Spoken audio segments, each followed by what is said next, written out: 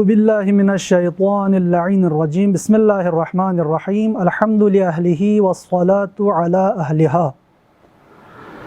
اما بعد فقد قال الحکیم فی قرآن المجید وهو اصدق الصادقین وقولہ الحق بسم اللہ الرحمن الرحیم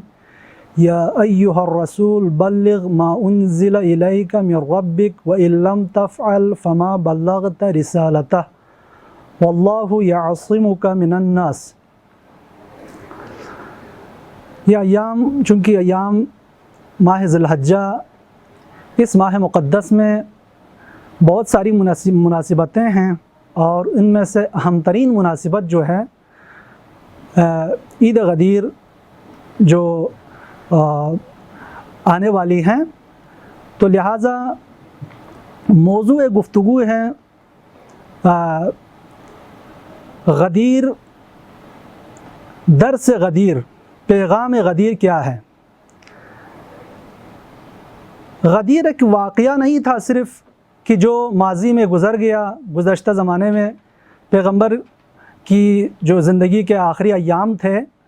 اس وقت پیغمبر نے یہ اعلان کر کے چلے گئے اور ہمارے اوپر کچھ ذمہ داری نہیں، ایسا نہیں۔ غدیر کو ہم روایتی انداز سے ہٹ کے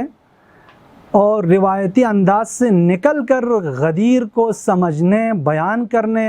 اور غدیر پر گفتگو کرنے کی ضرورت ہے۔ کیوں؟ یہی مسئلہ ہے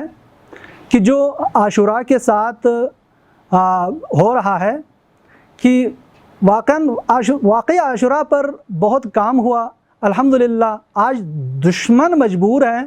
کہ اس واقعے کو ماننے پر، لیکن غدیر ایک ایسا واقعہ جو یعنی اتنا مشہور واقعہ، 1 لاکھ سے زائد افراد، وہ بھی حاجی، وہ بھی پیغمبر اسلام صلی اللہ علیہ وآلہ وسلم خود نے ان سب کے سامنے اعلان کرنے کے باوجود،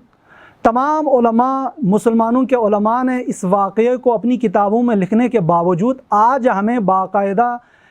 پروف لانا پڑتا ہے، ہمیں باقاعدہ ہمیں ان کو ان کے لیے حوالے دینے پڑتے ہیں۔ کیوں؟ اس لیے کہ اگر ہم جتنا کام عاشوراء پر ہوا، اگر اتنا ہم غدیر پر اگر کرتے تو یہ مسئلہ پیش نہیں آتا۔ لہٰذا غدیر کا جو اہم پیغام ہے، اہم ترین جو پیغام ہے وہ یہ ہے کہ امام شناسی ہے، امام کی معرفت، زمانے کی امام کی معرفت ضروری ہے۔ غدیر سے ہمیں یہی پیغام ملتا ہے۔ پیغمبر صلی اللہ علیہ وآلہ وسلم جب اس دنیا سے تشریف لے جا رہے تھے تو اس وقت پیغمبر اسلام نے اپنی امت کو ایسے ہی چھوڑ کے نہیں گئے، بلکہ امت کے ہاتھ کو اپنے بعد جو امامت کا جو سلسلہ شروع ہوا ہمارے عقیدے کے مطابق، اگر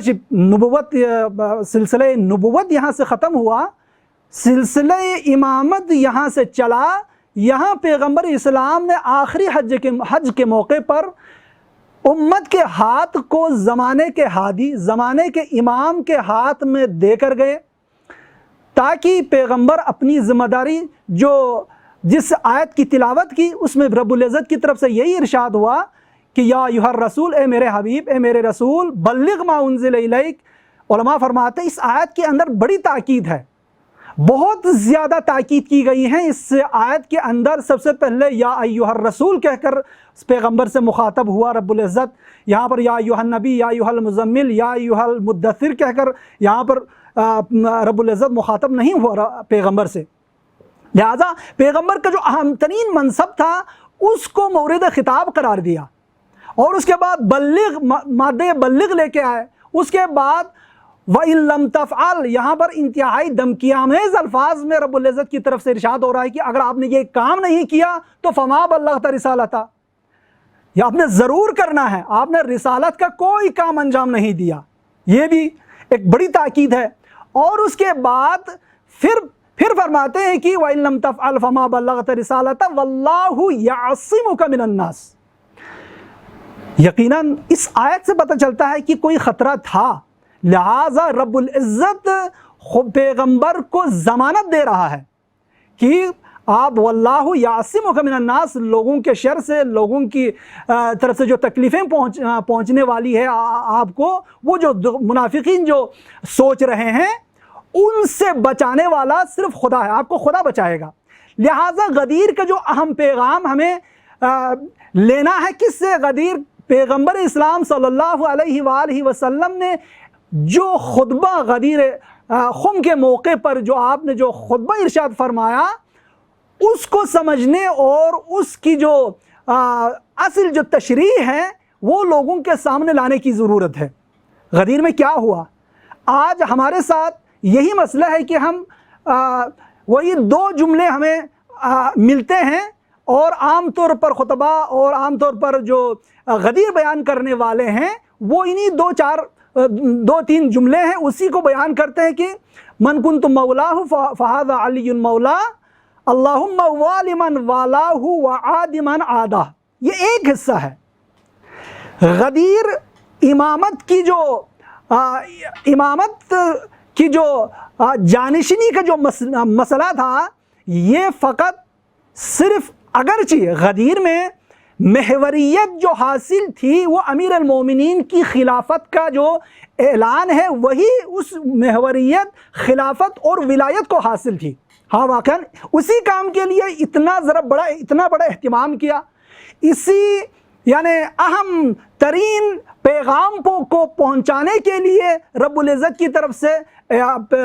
پیغمبر اسلام کو بڑی تاکید کی گئی۔ لیکن ہمیں اس پورے خطبے کو پڑھنے کی ضرورت ہے۔ خطبے کو علماء کے مطابق اس سے خطبے کو پیغمبر اسلام نے 11 حصوں میں تقسیم کیا۔ پیغمبر اسلام نے سب سے پہلے پیغمبر اسلام نے حمد ثناء الہی کی، وہاں پر اللہ تعالیٰ کی صفات، اللہ تعالیٰ کی قدرت، ان کے بارے میں ارشاد فرمایا، اس کی توضیح کی، اس کی تشریح کی۔ یہ پہلا حصہ۔ خطبے کے دوسرے حصے میں باقاعدہ طور پر امیر المومنین کی ولایت کا اعلان کیا، اور یہ کہا فرمایا کہ اگر اس کو نہیں پہنچایا تو کیا ہے خدا کی طرف سے، یعنی اگر آپ نے اس اہم پیغام کو نہیں پہنچایا تو وَإِن لَمْ تَفْعَلْ فَمَا بَلَّغْتَ رِسَالَتَهْ، اس کی طرف ارشاد فرمایا۔ تیسرا جو اہم حصہ ہے اس خطبے کا، جو اہم حصہ، وہ 12 اماموں کی امامت کا جو اعلان ہے وہ پیغمبر اسلام غدیر میں کر کے گئے۔ 12 امام جو آنے والے ہیں، اور جو اس امامت کی طمع رکھے گا، جو بھی، چونکہ ہم نے دیکھا کہ پیغمبر کے جانے کے بعد بہت سارے اپنی دنیا کی جو خواہشات ہے، اپنی دنیا سنوارنے کے لیے انہوں نے بھی طمع کی، اور اس اہم ترین منصب کے لیے انہوں نے کیا ہے یہاں پر طمع کی انہوں نے۔ لہذا چوتھا جو حصہ ہے پیغمبر کے اس خطبے میں، امیر المومنین کو خود نے اپنے کندھے پر اٹھایا تاکہ لوگوں کو یہاں پر کوئی شک و شبہ کی گنجائش نہ رہے تاریخ میں۔ لہٰذا بہت دیر اگر پیغمبر یہ عملی طور پر اگر نہیں دکھاتا امیر المومنین علیہ السلام تو ممکن تھا، بہت سارے کہتے تھے کہ یہ علی پیغمبر کا جو داماد ہے، امیر المومنین ہے، وہ نہیں، کوئی اور علی بھی ہو سکتا ہے۔ لہٰذا پیغمبر نے کر کے دکھایا، وہیں پر پریکٹیکلی دکھا کر کہا کہ یہ علی ہے کہ جو میں اپنا جانشین اور میری خلافت میں جس کو دے کے جا رہا ہوں۔ پانچواں جو حصہ ہے وہ امت کی توجہ جو ہے وہ مسئلہ امامت کی طرف مبذول کرائی پیغمبر نے، اور تاکید فرمائی جو بھی ولایت امیر المومنین کا انکار کرے گا اور اس کے اعمال ضائع ہو جائیں گے۔ اور اس کے بعد امیر المومنین کے اور بہت سارے فضائل بھی بیان کیے آپ نے۔ چھٹا جو حصہ ہے امیر المومنین، پیغمبر اسلام صلی اللہ علیہ وسلم امیر المومنین کے لیے جو خطبہ فرمایا خلافت کے موقع پر، اس کا چھٹا حصہ وہ منافقین کی جو کارشکنیاں تھی، ان کی طرف سے جو بدعہدیاں تھی، اس کی طرف اشارہ فرمایا پیغمبر نے۔ اور اس حصے میں غضب الہی کے پہلوؤں کو بھی واضح کیا، اور ان آیات کو بھی پیغمبر نے ان آیات کی بھی تلاوت فرمائی جن میں عذاب کا تذکرہ ملتا ہے، جن میں لعن آئی ہیں، ان کا بھی تذکرہ فرمایا، اور فرمایا کہ یہ آیتیں ان کے لیے ہیں جو میری امت میں سے کچھ لوگ ہیں اور میرے ماننے والے ہیں، اور خدا نے کیا ہے مجھے مخالفین اور معاندوں پر حجت قرار دیا ہے، اور اگر اس دنیا میں ان سے چشم پوشی کی، نظر انداز کی، تو قیامت میں ان کا عذاب ان کے لیے یقینی طور پر ہے، ان سے عذاب نہیں ہٹایا جائے گا۔ یہ اور ساتواں جو حصہ ہے خطبے کا، اس میں آپ فرماتے ہیں کہ وہ پیروان اہل بیت اور دشمنان اہل بیت کے بارے میں آپ نے گفتگو فرمائی، اور محبت اور ولایت اہل بیت کے جو اثرات کو موضوع سخن قرار دیا آپ نے۔ جو محبت اہل بیت اور جو ولایت اہل بیت کے جو اثرات مترتب ہوں گے اس کو موضوع سخن قرار دیا، اور اصحاب صراط مستقیم کے ماننے والوں کو اہل بہشت میں سے قرار دیا، اور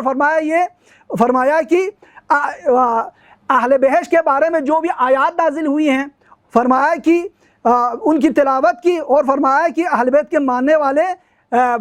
مراد ہے اس سے،